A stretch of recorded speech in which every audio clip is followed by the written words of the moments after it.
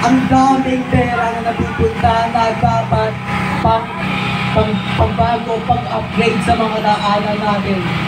Lalo na pag umuulan, ay yung ngayon nakita nyo ngayon sa DPWH, maraming pera.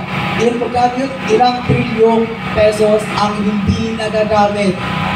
Aware tayong lahat dyan. Ang problema kasi ngayon sa mga ating mga Pilipino, karamihan ay matapang lamang sa social media. Ayan ang problema natin ngayon. Unti lang ang kayang lumabas at magsabi ng kanilang nararamdaman laban sa gobyerno. Ako po ay isang estudyante at representa ko lahat. Hindi ako naniniwala sa gantong kulay, hindi ako naniniwala sa gantong tao. Kasi ang alam ko na ang tama ay puno ng propaganda. Puro propaganda ang laman yan. Meron mga tunay, pero hindi nyo na mahumay kung nasaan ba sila.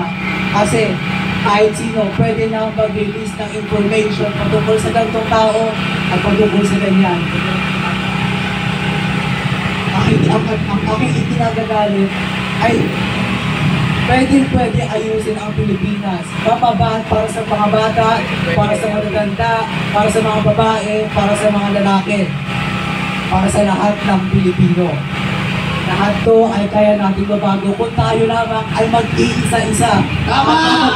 Kaysa tayong lahat! Ang sistema. Hindi lang ang mga nakaupo ang may problema. Kundi yung sistema mismo.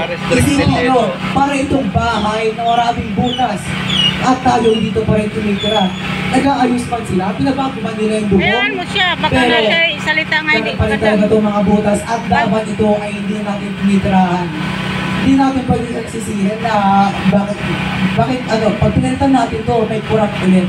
Dapat ang balikan mismo ay yung sistema ng gobyerno. Habang yung mga tao, ayun ang aking pinaglalaban.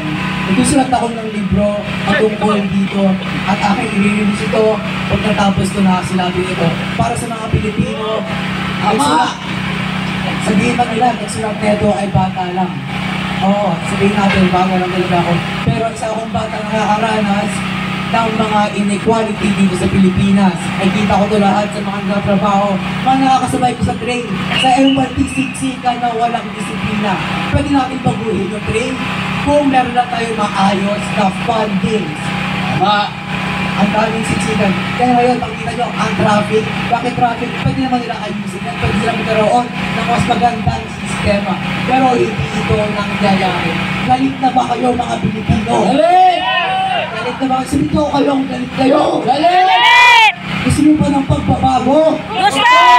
Naniniwala ba kayo sa isa't isa? Na ang problema ay hindi lamang ang gobyerno. Kung hindi, ang sistema ng lahat. Pagpunta sa baba at taitaas. Siguro kayo kung tingin nyo na ayon ay ang ating problema. Sigaw, Pilipino! Sigaw!